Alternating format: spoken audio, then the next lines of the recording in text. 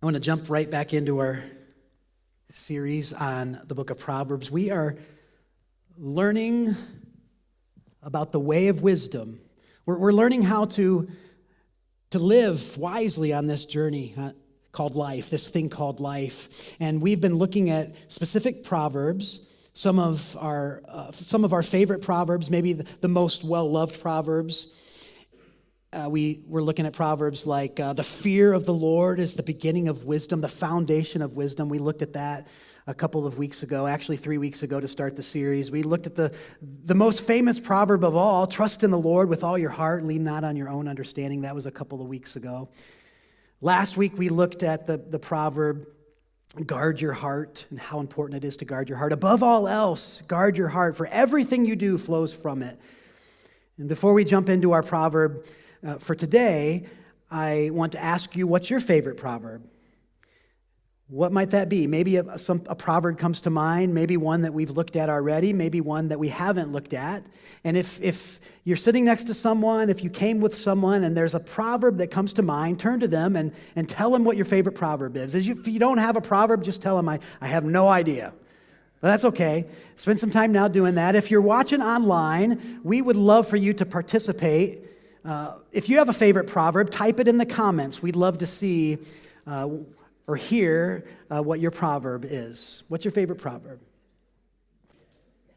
Today, we're going to talk about the power of the tongue, the power of the words that we speak.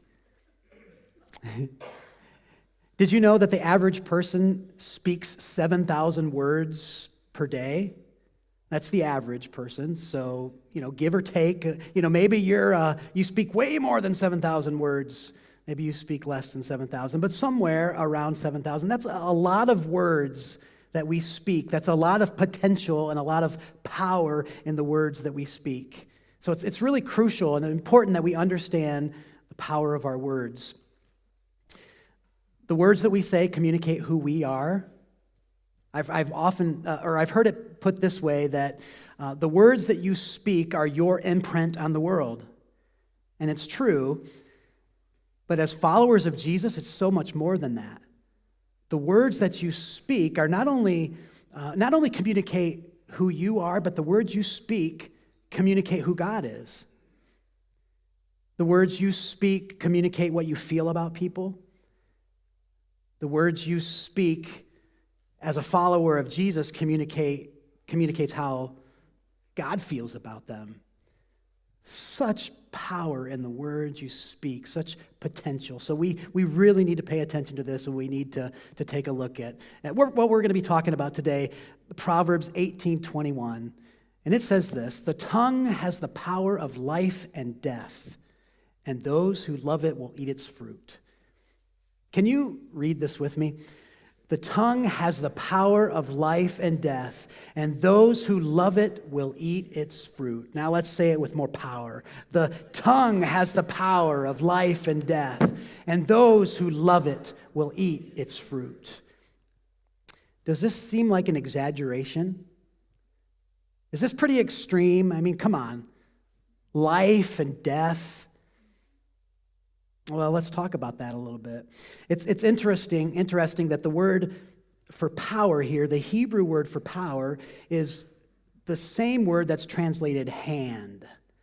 In fact, depending on what translation you're using, what version you're using of the scriptures, there may be a footnote that next to the word power that says also hand, Hebrew hand.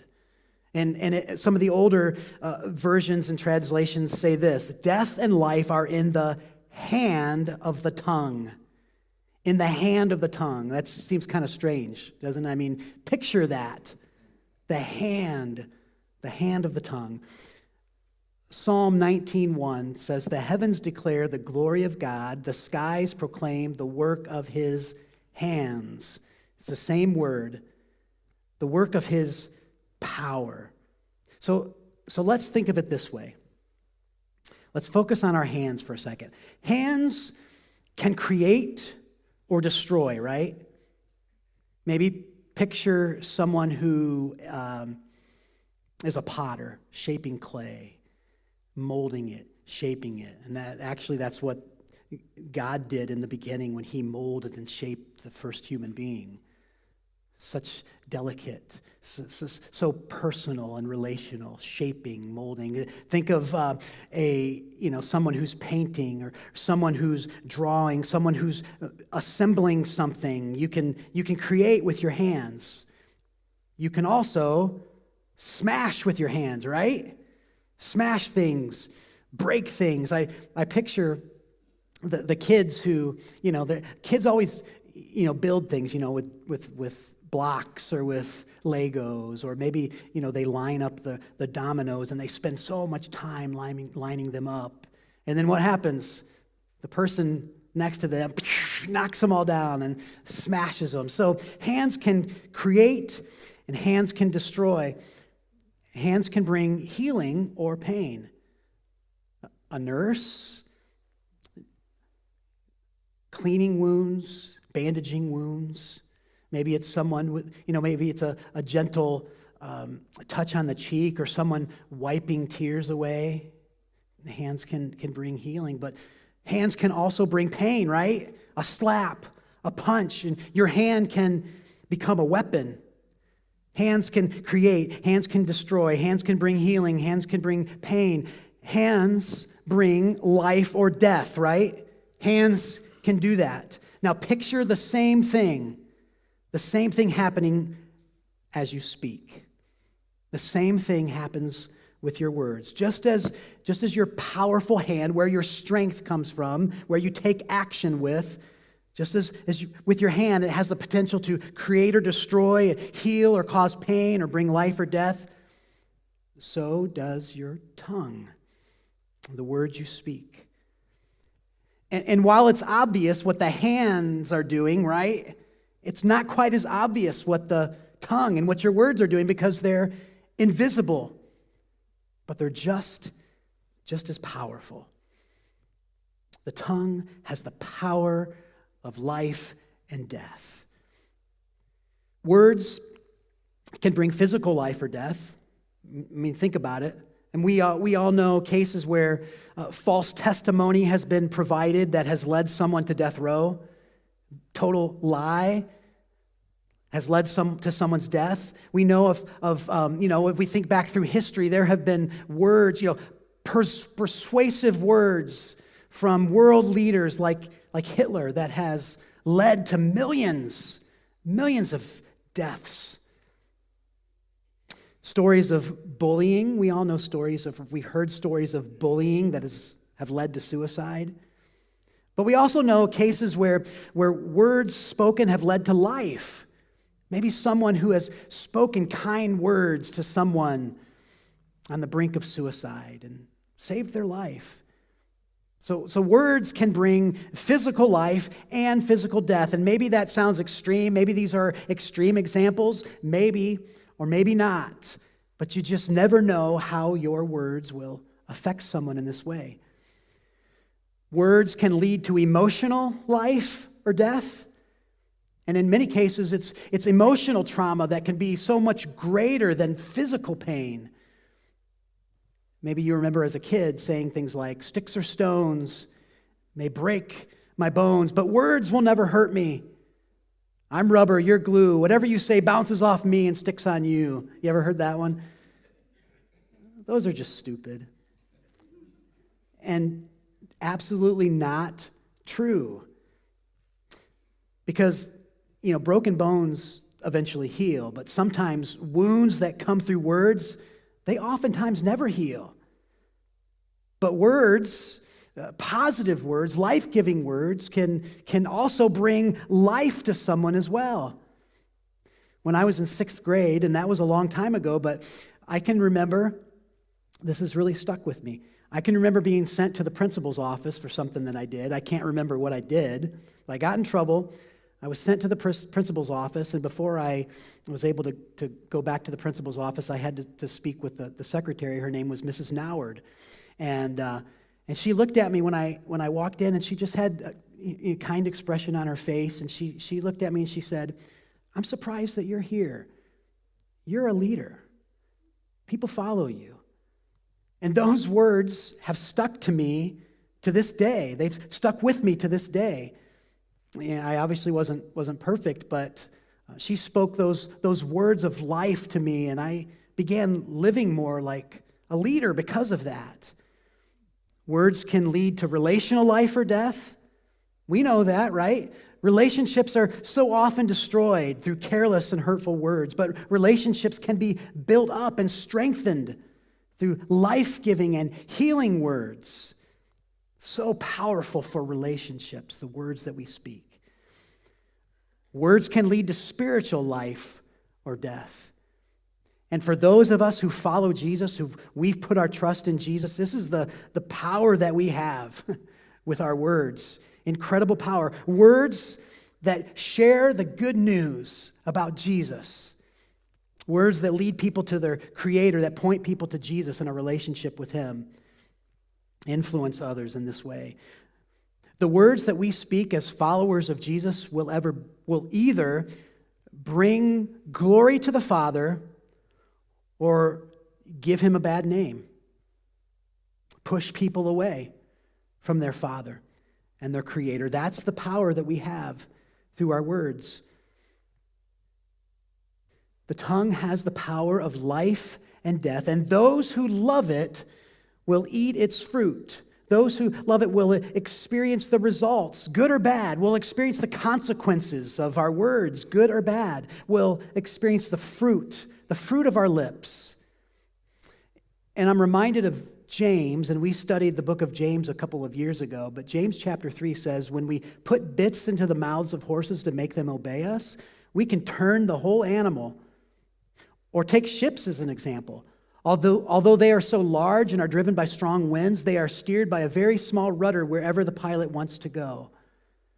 Likewise, the tongue is a small part of the body, but it makes great boasts. Just like a bit or a bridle in the mouth of a large animal can turn it wherever the person wants it to go, and just like a rudder can steer a large ship, so can the tongue and so can the words that we speak. Listen to how someone speaks, and you'll see, or you'll hear where their life is eventually headed. The words we speak lead us somewhere. And so it's as simple and profound as this. You hold the power of life and death through the words you speak. You hold the power of life and death through the words you speak. I really like how the Message version puts it. Words kill, words give life. They're either poison or fruit, you choose. I really like that. Extreme and exaggeration bring life, death. Words that kill, it's not an exaggeration. In fact, the scriptures are pretty consistent all the way through with this message, speaking about the power of the words of our tongue. In fact, in the Proverbs, in just Proverbs, it speaks a lot about the tongue and the words we speak. In fact, the word tongue is used 21 times in just 31 chapters. The word mouth is used 36 times. Words 29 times, speak 16 times. Throughout the scriptures, the tongue is described in many ways. It's described as a razor, a sharp razor. We just read about James describing it as a bit or a bridle or a rudder. James also goes on to say that the tongue is like a raging fire, and it's set on fire by hell itself. Wow. A restless evil. The tongue's a restless evil, full of deadly poison. I mean, that's pretty intense, right? This isn't an exaggeration. I mean, over and over and over again, the scriptures are reiterating the importance of our words, the words that we speak, the power of the tongue. You hold the power of life and death through the words you speak. For yourself and for others. Words kill. Words give life. They're either poison or fruit. You choose. So if our words are that powerful, if we hold the power of life or death through the words that we speak, shouldn't we learn to speak more wisely? I mean, wouldn't you rather use your words to create, to heal, to bring life? I know I would, and I think you would as well. So how do we do that? I want to just point out 3 ways. Now, there are lots of ways, but here are 3 important ways. The first is this: before you speak, pause to get control. And I'm not talking about getting control of the person you're speaking with or getting control of the conversation. I'm talking about getting control of self. Because we often speak in the heat of the moment, in the heat of emotion, right? We speak without putting much thought into what we're going to say. The words just flow out, and that's my problem. I just speak sometimes without thinking.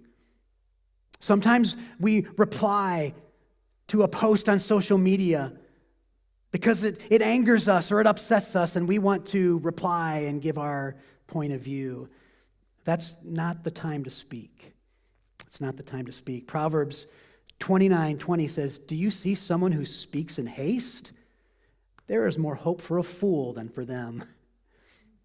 Harsh words, huh? We need a mute button. How many of you need a mute button? I know the hands are going up. I know I need a mute button. We need to pause. We need to just wait a moment. Maybe wait a few minutes. Maybe we have to wait a day or longer before we respond.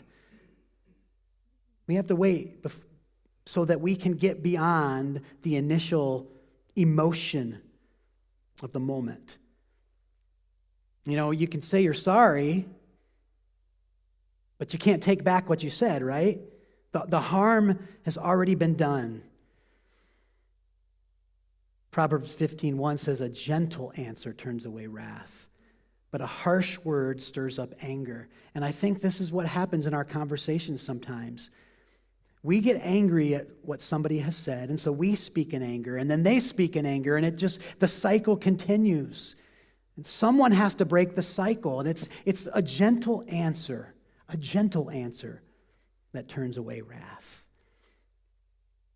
It might take a moment, might take more than a moment in order to provide the gentle answer that's needed. So before you speak, pause. Pause to get control. The second thing, before you speak, listen to understand. Proverbs 18:13 says, "To answer before listening, that is folly and shame." Listening is such a huge part of communication. We all know that, right? We all know that it's a huge part of communication. We communicate something through listening. And if we only could kind of change our perspective on the goal of communication, I think this could change so much. The goal of conversation and communication isn't necessarily to get our point across, but to understand the other person. What could change? A lot could change if we listened to understand. If we can't understand where another person is coming from, then we will more than likely never be able to communicate where we're coming from. We won't be able to communicate our point to them. Both parties in a conversation want to be heard. Both parties want to be understood. And listen, this is so important. We don't have to agree with someone to listen. We don't have to agree with someone to seek understanding. We don't have to agree with someone to show that we care. This is the goal in a conversation, just show that we care. And I think maybe the problem is that we don't care oftentimes, and that's a big problem. Because we should care for every single person that we're communicating with, in person, over social media, on the phone. And maybe asking questions first should automatically be our first move. Maybe that's a good first move in communicating with someone. Back to James chapter 1. My dear brothers and sisters, take note of this. Everyone should be quick to listen, slow to speak, and slow to become angry. Quick to listen. That's not me oftentimes. I'm quick to reply. I'm quick to jump in with my own point of view. Quick to listen. Wow, that could change. That could change so much. Listening to understand, listening, learning more about someone. As you're listening, as you're learning, as you're understanding where they're coming from, you're becoming less angry. You're drawing near to them relationally. You're communicating that you care for them, which really should be the goal in our conversations with others. Which leads to number 3. Before you speak, determine to influence. I was going to use the word decide, but I think determine is a stronger word. We have to determine ahead of time that we want to use our words to influence. If you've been around Living Grace for a while, you know Brian Biedenbach, and you know that he preaches quite often, and I ask him to preach because he's such a gifted communicator. I just love when he preaches, and maybe some of you know. If you don't know, then this will kind of be a commercial, but he has a YouTube channel, an incredible YouTube channel called Practically Biblical, where he does creative Bible teaching. It's good stuff. He has 2 podcasts. He has a youth ministry leadership podcast. He has a new podcast called Holy Creativity. You got to check those out. He is a gifted communicator, and he has decided to use his influence in that way. But listen, you don't have to be a gifted communicator like Brian to influence people with your words. You have 7,000 words, give or take, each day. You don't have to have a YouTube channel. You don't have to have a podcast. How are you going to influence with your 7,000 words? We have to determine. We have to determine ahead of time to use our words, every word that we speak, to point the way to Jesus. How do we do that? Lots of different ways, and here are just a few examples. Ephesians 4:29, do not let any unwholesome talk come out of your mouths, but only what is helpful for building others up according to their needs, that it may benefit those who listen. I think each morning we need to get up and we need to decide, we need to determine that we are going to use the words that we speak to build others up. We have to determine that. We have to determine that ahead of time. We're going to use the words we speak to build people up, not tear them down. Romans 10:7, consequently, faith comes from hearing the message, and the message is heard through the word about Christ. As followers of Jesus, we have the incredible opportunity to share the good news of Jesus. And we have to use words to do that. We have to speak the message. And I think so often, I know for me, I miss out on opportunities because I don't determine ahead of time. Maybe at the beginning of each day, I'm going to use the opportunities that I get to point to Jesus and to share the good news about Jesus. We have that opportunity to speak that kind of life to others. Colossians 4:5-6, be wise in the way you act towards outsiders. Make the most of every opportunity. Let your conversation be always full of grace, seasoned with salt, so that you may know how to answer everyone. Let your conversations be full of grace and seasoned with salt. I want to apply this to social media for a second because this is something that I need to be reminded of. Maybe you do as well. We hold the power of life and death through our online posts and through our replies and comments. Those are words that we speak as well. And we hold the power of life and death through those words. Are your posts and comments on social media full of grace, seasoned with salt? I think sometimes Christians, and therefore the church, is losing credibility and losing influence because of how we communicate online. So this is a really important question for all of us to think about, all of us who call ourselves followers of Jesus. Who are we trying to influence? Think about that. Who are we trying to influence?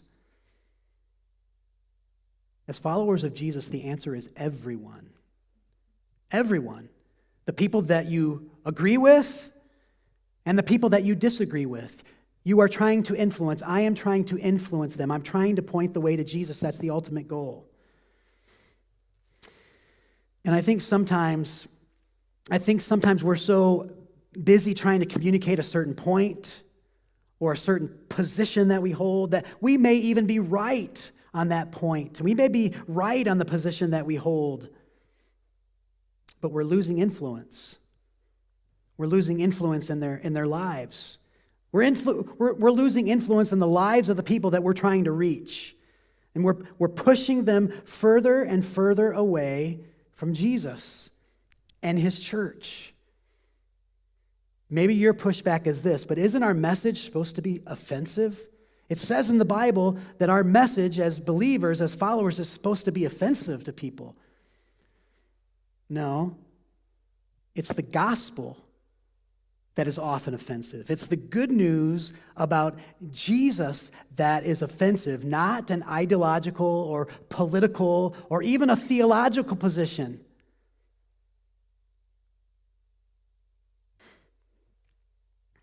And I think we get that confused sometimes. Influence is often more important than being right. And I need to be reminded of that, especially online, when we have no idea who is reading, who is listening to our posts and our comments. Maybe someone who is reading what we post or reading a comment is someone who we need to establish a relationship with. Maybe someone who's reading our comments and our posts, maybe it's someone who needs to be connected to the church, someone who needs to find Jesus. I heard this the other day, and I can't take credit for this. I don't even know who to give credit to, but it's really good. God requires you to be right with others, not right at others. God requires you to be right with each other, not right at each other. That's so good. I think we have to determine ahead of time to remain silent at times so that we don't lose influence in the lives of others and that we don't lose the opportunity to speak words of life to people who desperately need Jesus. And you know what? Jesus was the perfect example of this. Written approximately 700 years before Jesus, Isaiah the prophet wrote about Jesus. He was oppressed. He was afflicted, yet he did not open his mouth. He was led like a lamb to the slaughter, and as a sheep before its shearers is silent, so he did not open his mouth. Jesus was on trial. He's being falsely accused. He knew what was coming. He knew that the cross was coming. And he could have said so much. He could have defended himself. He could have proven himself right all day long. But he didn't. He knew when to communicate more through silence. And you say, but he had a greater purpose. Yes, he did. He had a greater purpose. He had a greater purpose. But so do we. As followers of Jesus, we have a greater purpose in the words that we speak. We have the opportunity to create or destroy. We have the opportunity to bring healing or cause pain. We hold the power of life or death with the words we speak, with every conversation that we have, each email or text that we send, every phone call we make, through every social media post and comment we make, every interaction. We hold the power of life or death through the words we speak. The tongue has the power of life and death, and those who love it will eat its fruit. So how will you determine to use your 7,000 words? And I think for most of us, it's a matter of being reminded. I know for me, I just have to be reminded, probably on a daily basis, or lots of times throughout the day. I've got to be reminded of the power that my words hold. And so I want us to apply this in a couple of different ways. On your chairs are index cards, and I'd love for you to take those index cards. If you're watching online, maybe you have an index card handy or a piece of paper or something. And on the index card on the one side, write Proverbs 18:21. And either now or later, you can write out the whole verse if you want. You can even memorize the verse. It's not that long. The tongue has the power of life and death, and those who love it will eat its fruit. So take the time to write that on your index card. I'll give you a few moments here. And if you need to look it up to finish it later, you can do that. And then on the other side of the card, just write pause, listen, determine. Pause, listen, determine. Pause to get control. Listen to understand. Determine to influence. And then take those cards and put them somewhere where you can see them often. Maybe you need to put it in the bathroom for when you're getting ready in the morning for work or for school. Maybe you need to put it in your car and tape it to your steering wheel. Maybe you need to put it somewhere in the kitchen or hang it on your fridge, somewhere where you're gonna see it often, and you're going to be reminded of the power of your words. Pause to get control, listen to understand, determine to influence. I'm going to invite the worship team to come up now. And we're going to sing a song now that is familiar to many of you. You've probably heard it on the radio. We've sung it around here a couple of different times. It's been a while. It's called The Blessing. And the blessing is from the book of Numbers. It's known as the high priestly prayer, or the prayer or the blessing of Aaron. The Lord bless you and keep you. The Lord make his face shine upon you and be gracious to you. The Lord turn his face towards you and give you his peace.